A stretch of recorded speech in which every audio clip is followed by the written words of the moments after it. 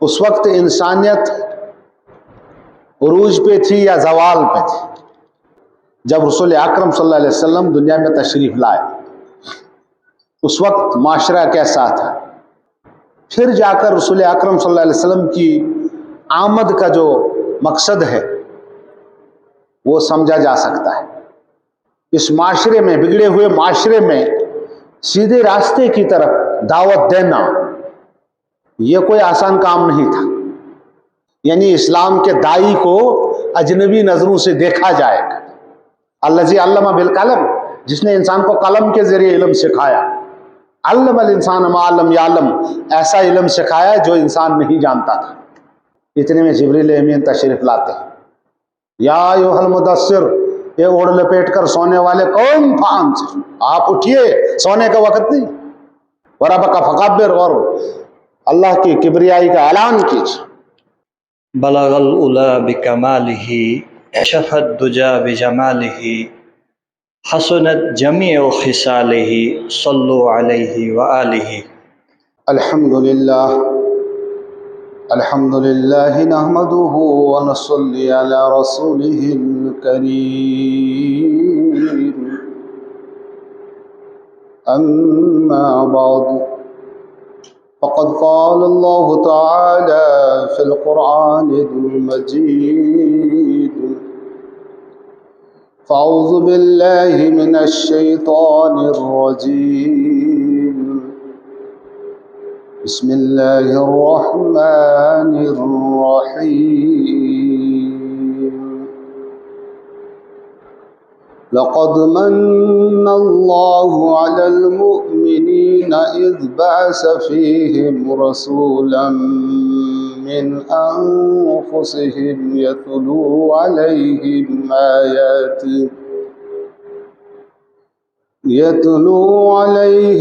آیاتہ ویزکیہم ویعلمہم الکتاب والحکمہ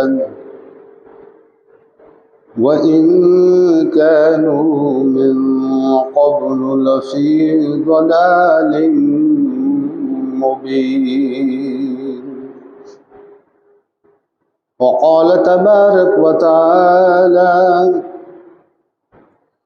فالذين آمنوا به وعزروه ونصروه واتبعوا النور الذي أنزل معه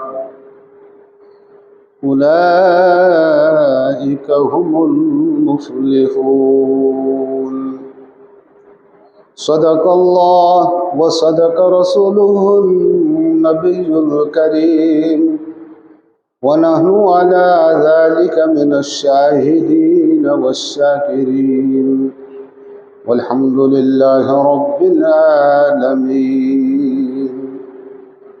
رب اشرح لي صدري ويسر لي أمري واحلل عقدة من لساني يفقهوا قولي، رب زدني علما، رب زدني علما، ربنا زدنا علما والحقنا بالصالحين برحمتك يا ارحم الراحمين۔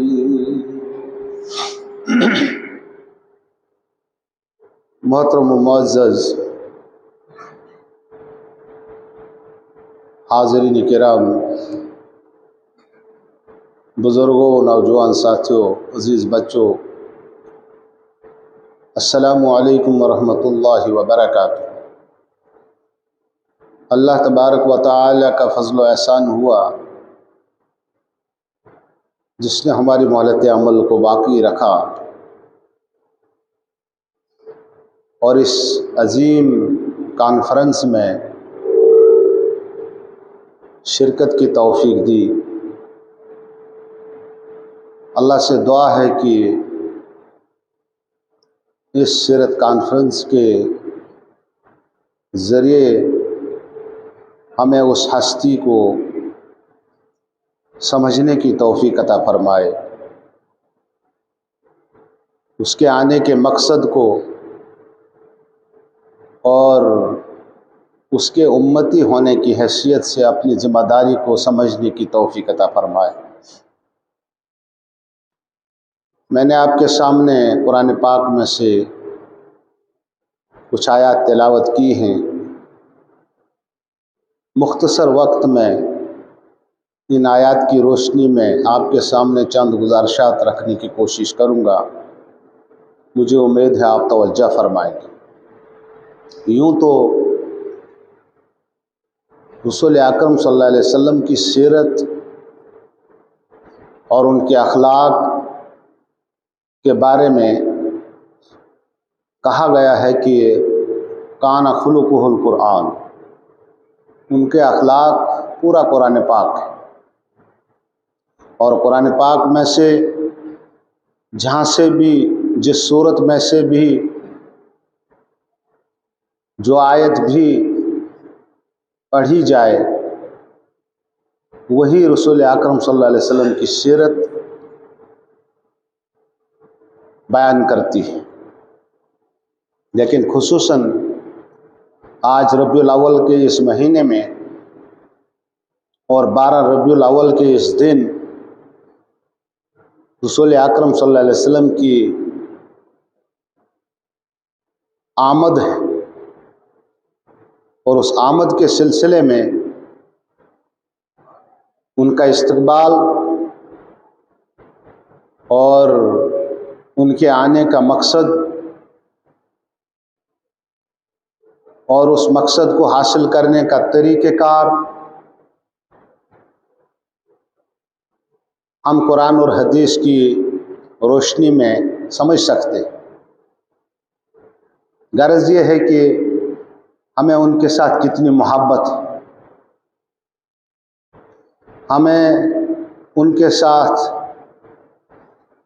کتنا تعلق ہے، اس محبت اور تعلق کا اظہار ہماری اس مجلس میں شرکت کے ذریعے سے ہو سکتا ہے۔ اس کے برعکس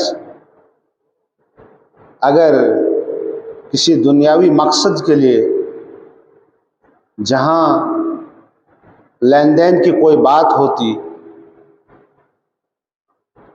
دنیاوی مفاد کی کوئی صورت ہوتی، تو آپ دیکھتے کہ لوگ جوگ در جوگ اس مجلس میں شرکت کرتے۔ لیکن یہاں ہم دیکھتے ہیں کہ اس کے برعکس اس کی وجہ یہ ہے کہ ہماری محبت اور ہمارے تعلق میں کمزوری ہے، ہمارے ایمان میں کمزوری ہے۔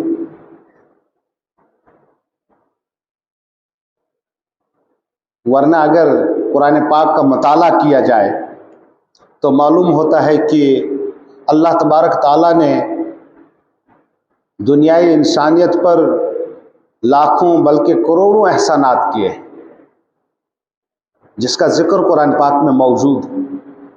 فَبِأَيِّ آلَاءِ رَبِّكُمَا تُكَذِّبَانِ، اے جن و انس، اللہ کی کن کن نعمتوں کا تم انکار کرو گے، اللہ کی کن کن نعمتوں کو تم جھٹلاؤ گے۔ اللہ نے جو تمہیں نعمتیں عطا کی ہیں ان کی کوئی گنتی نہیں، کوئی شمار نہیں۔ قرآن پاک میں اللہ تبارک تعالیٰ نے اس کا دعویٰ کیا ہے کہ اگر زمین پہ جو درخت اگے ہیں ان درختوں کے قلم بنائے جائیں، اور سمندروں میں جو پانی ہے اس کی سیاہی بنائی جائے، اور تم اللہ کے وہ احسانات کو گننا چاہیں، وہ سیاہی ختم ہو سکتی ہے، وہ قلم ختم ہو سکتے ہیں، لیکن اللہ کے احسانات کو گنا نہیں جا سکتا۔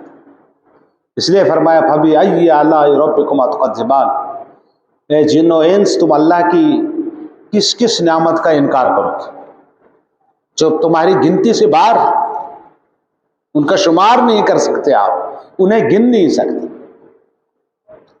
اور ان احسانات کا بدلہ یہ ہے کہ اللہ تبارک تعالیٰ کے احکامات پر لبیک کہا جائے، اور اللہ تبارک تعالیٰ جب اپنے گھر کی طرف بلائے، خوشی خوشی سے انسان اس کے گھر میں تشریف لے جائے، اس کے ساتھ ملاقات کے لیے۔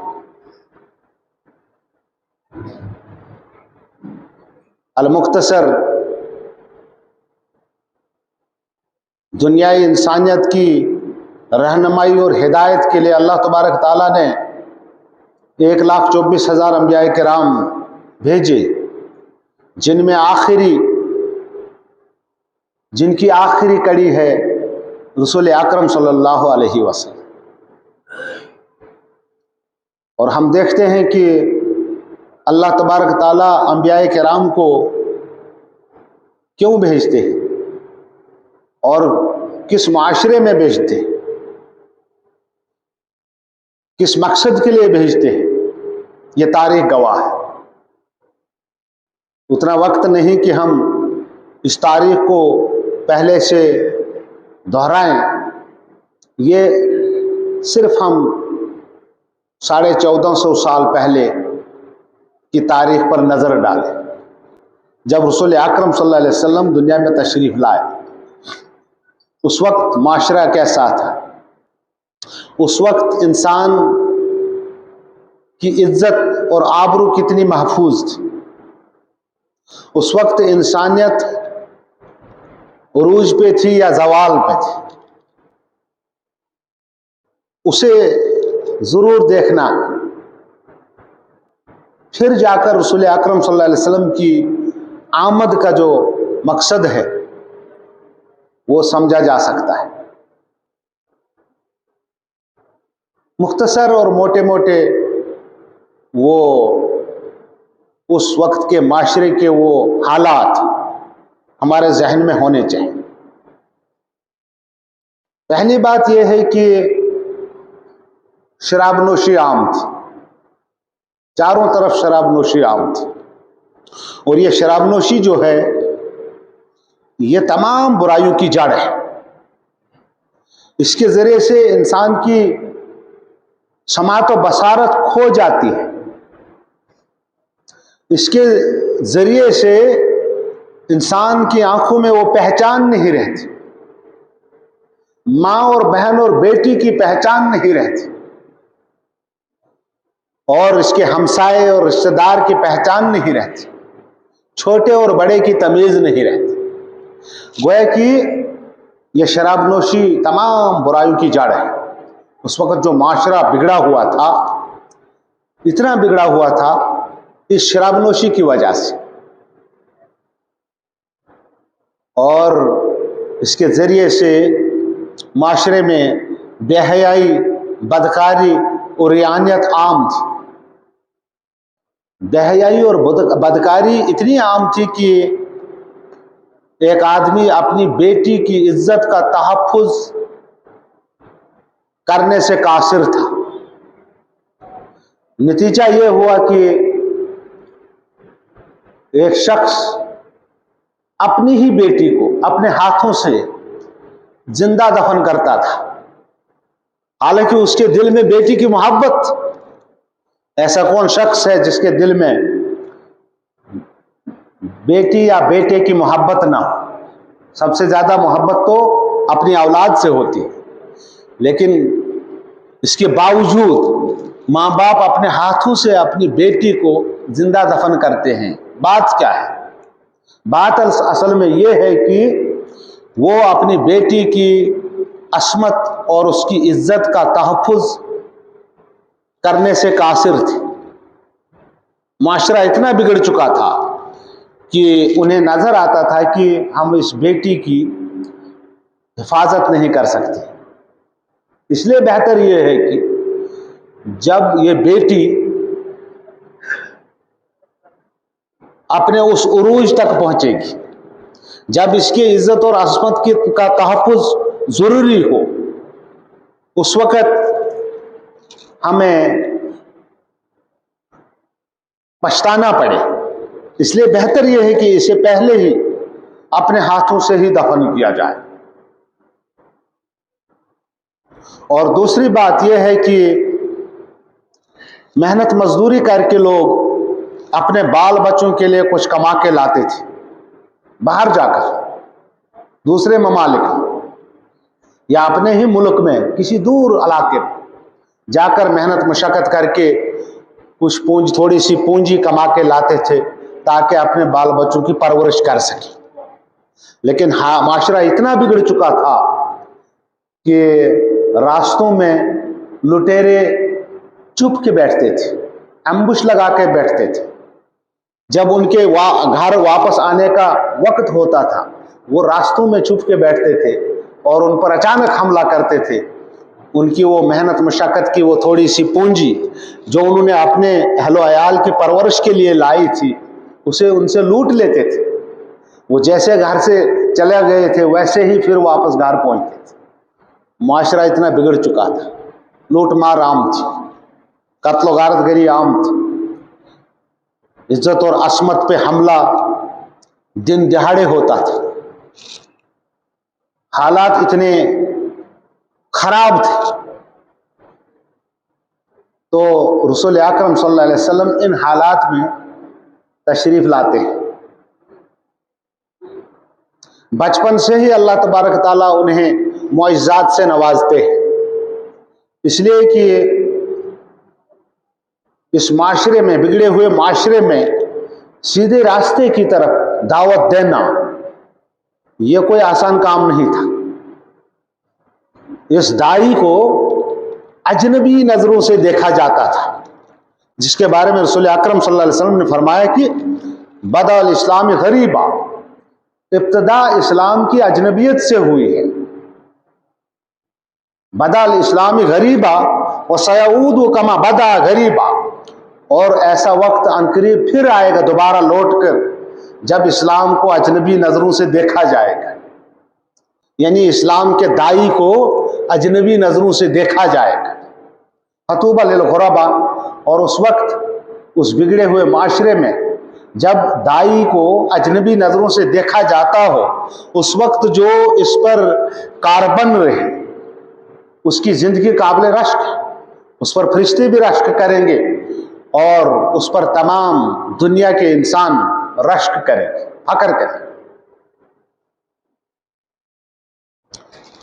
تو اس اجنبیت کے اس دور میں رسول اکرم صلی اللہ علیہ وسلم کو معجزات کے ساتھ بھیجا جاتا ہے. پہلا معجزہ یہ ہے کہ سوکھی اونٹنی، کمزور اونٹنی کی رگوں میں دودھ بھر آتا ہے اور وہ اونٹنی صحتیاب ہوتی ہے. یہ پہلا معجزہ ہے جب اس اونٹنی پہ رسول اکرم صلی اللہ علیہ وسلم سوار ہوتے.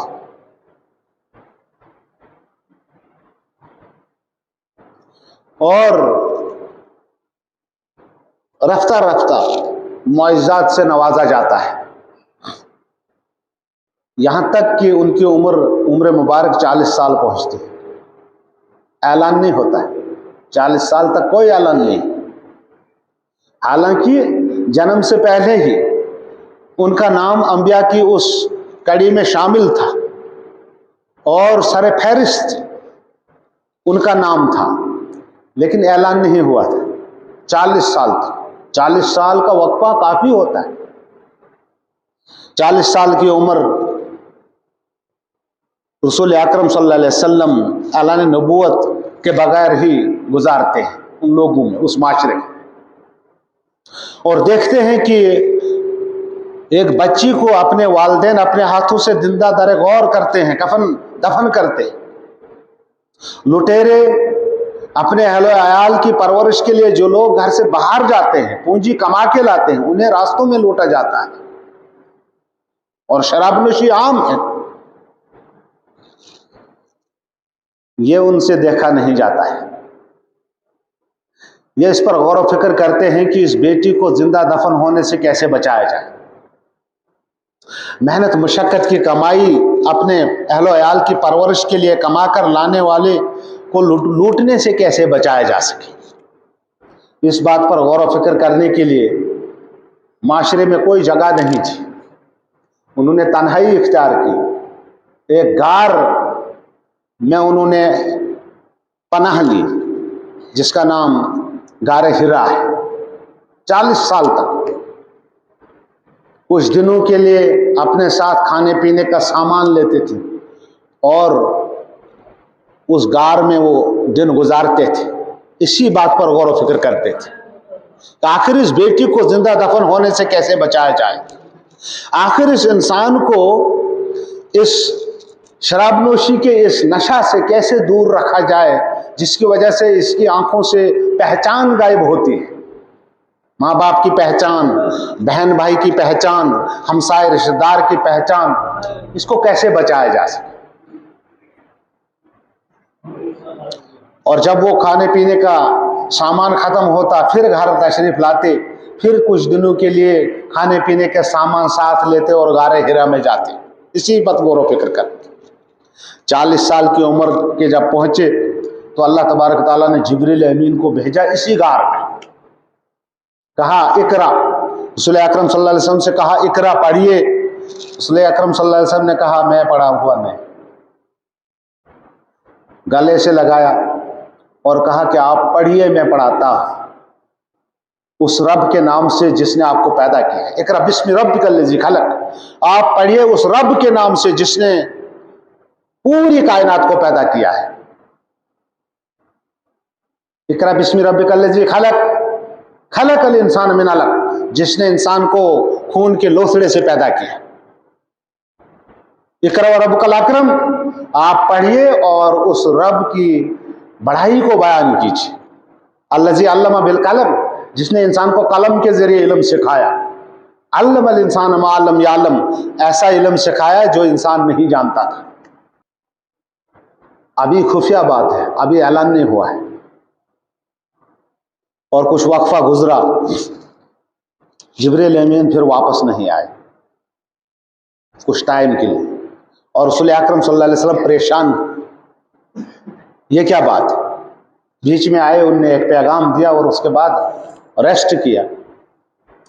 ایک دن وہ آسمان کی طرف دیکھتے ہیں کہ اس فرشتے کو آنے میں کافی وقت ہوا، تو زمین اور آسمان کے بیچ میں انہیں وہ فرشتہ نظر آتا ہے، اور یکدم واپس آ کر اپنے گھر تشریف لے جاتے ہیں اور کہتے ہیں کہ مجھے کچھ شیورنگ جیسی ہے، مجھے کچھ اوڑھنی دیجیے، کوئی چادر دیجیے، میں تھوڑا سو جاؤں۔ اتنے میں جبریل امین تشریف لاتے ہیں، یا ایھا المدثر، یہ اوڑھ لپیٹ کر سونے والے قوم فانذر، آپ اٹھیے، سونے کا وقت نہیں، معاشرہ اتنا بگڑ چکا ہے، سونے کا وقت نہیں ہے، اٹھیے قوم فانذر، آپ اٹھیے اور باخبر کیجیے ان لوگوں، ان کارناموں کے انجام سے، شراب نوشی کرنے والوں کو اس کے انجام سے باخبر کیجیے، اور جو زندہ اپنی بیٹی کو زندہ دفن کرتے ہیں ان کو اس کے انجام سے باخبر کیجیے، اور جو محنت مشقت کی کمائی کما کر اپنے اہل و عیال کی پرورش کے لیے لاتے ہیں ان کے لوٹنے والوں کو اس کے انجام سے باخبر کیجیے، قوم فانذر، باخبر کیجیے، وربک فکبر، اور اللہ کی کبریائی کا اعلان کیجیے، وثیابک فطہر، اور اپنے لباس کو یعنی اپنے کردار کو، اپنے اعمال کو درست رکھیں، ربک وثیابک فطہر والرجز فاہجر، اور شرک کی گندگی سے اپنے آپ کو بچائیے، بتوں کی پرستش سے اپنے آپ کو بچائیے۔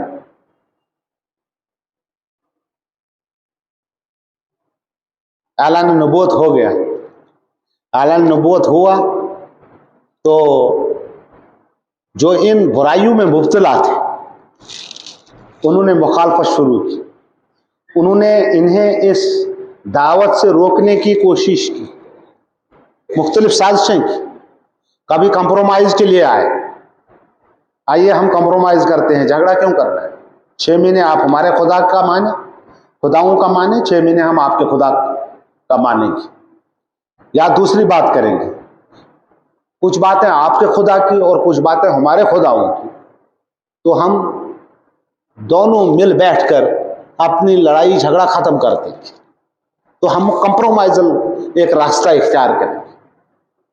تو اللہ تعالیٰ نے کہا نہیں، کمپرومائز اس میں نہیں، کمپرومائز نہیں، لکم دینکم ولی دین، تمہارا اپنا دین ہمارا اپنا دین، تمہارا اپنا طریقہ کار ہمارا اپنا طریقہ کار، اس میں کوئی کمپرومائز نہیں۔ تو سلسلہ آگے بڑھتا گیا، تو اس وقت میلاد کے اس پیغام کے سلسلے میں اللہ تبارک تعالیٰ فرماتے ہیں کہ آپ کے ارد گرد آپ دیکھیے رسول اکرم صلی اللہ علیہ وسلم جب تشریف لائے ان کے اس ارد گرد کیسا معاشرہ تھا. اس معاشرے کی اصلاح کے لیے رسول اکرم صلی اللہ علیہ وسلم کو بھیجا گیا اور انہوں نے 23 سال کی زندگی میں اس معاشرے کی اصلاح کر کے دکھائی.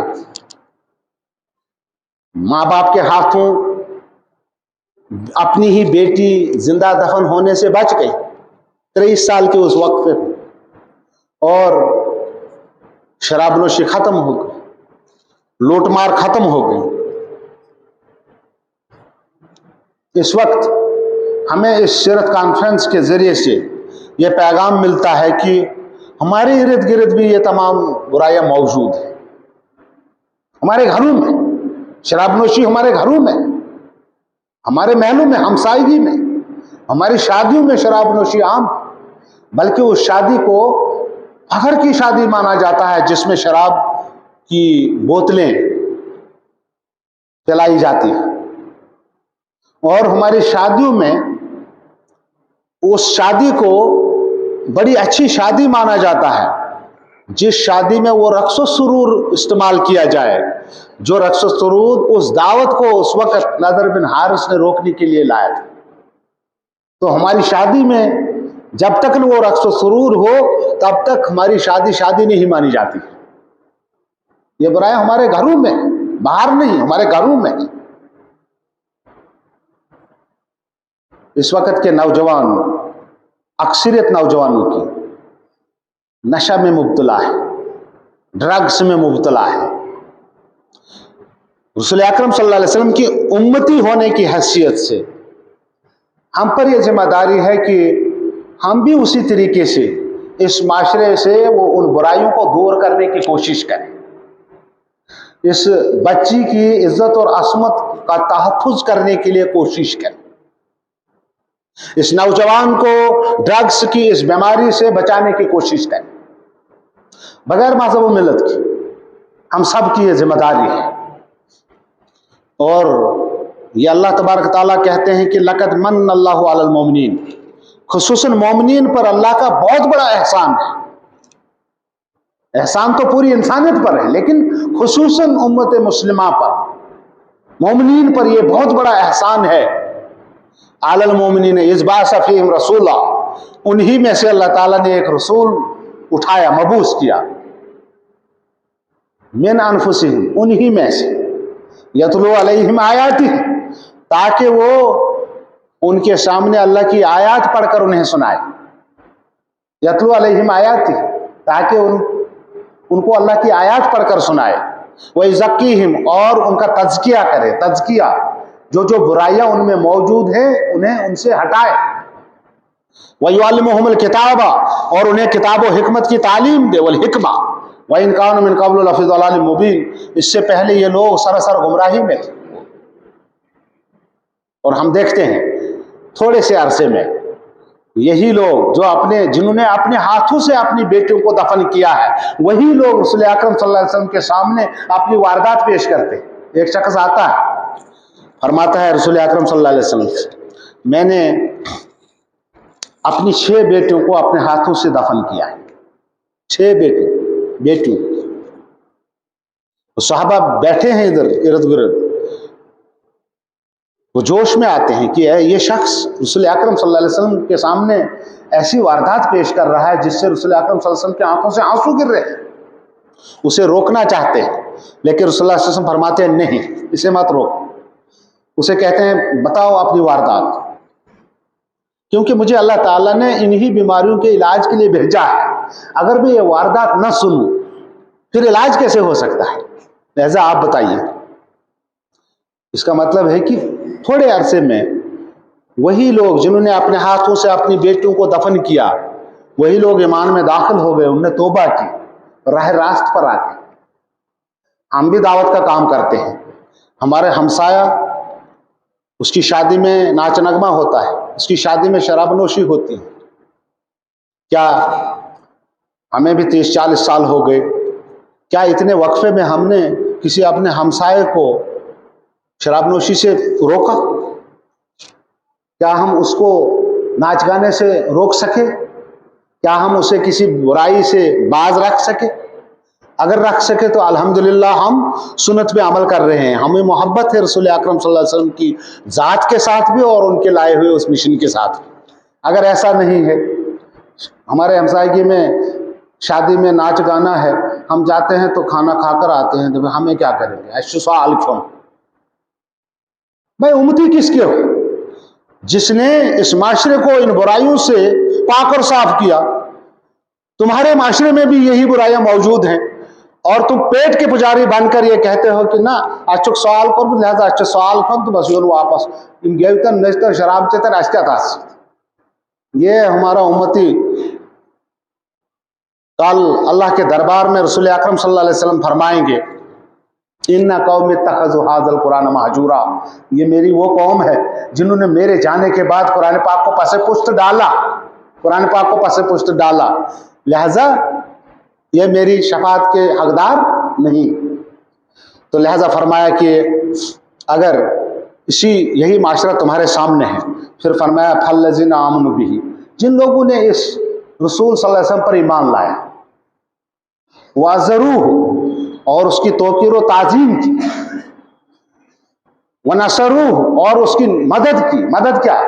जिस माशरे बिगड़े हुए को उन्होंने दुरुस्त किया, उस माशरे को, बिगड़े हुए माशरे को दुरुस्त करने के लिए उन्होंने कोशिश की, उन्होंने, इसका मतलब रसूलुल्लाह सल्लल्लाहु अलैहि वसल्लम की मदद की। नसरूह वत्तबअ नूर अल्लज़ी उन्ज़िला माअहू, और उस नूर की इत्बा की जो उनके साथ नाज़िल हुआ, कुरान पाक हिदायतनामा, उसकी इत्बा की। उलाइका हुमुल मुफ़्लिहून, यही लोग कामयाब होने वाले हैं। लिहाजा मुख्तसर ये है कि इस पैगाम की हैसियत से हम पर यह जिम्मेदारी आयद होती है, हमें आज से एक इरादा बनाना है कि कम से कम हम उस सीरत को समझने की कोशिश करें, अपनाने की कोशिश करेंगे और उसके ज़रिए से इस माशरे से उन बुराइयों को दूर करने की कोशिश करें, इसमें एक दूसरे का ताउन करें। अल्लाह ताला हमें समझने की और अमल करने की तौफीक अता फरमाए। रब्बना तक़ब्बल मिन्ना इन्नका अंतस समीउल अलीम व आखिरु दावाना अनिल हम्दुलिल्लाहि रब्बिल आलमीन।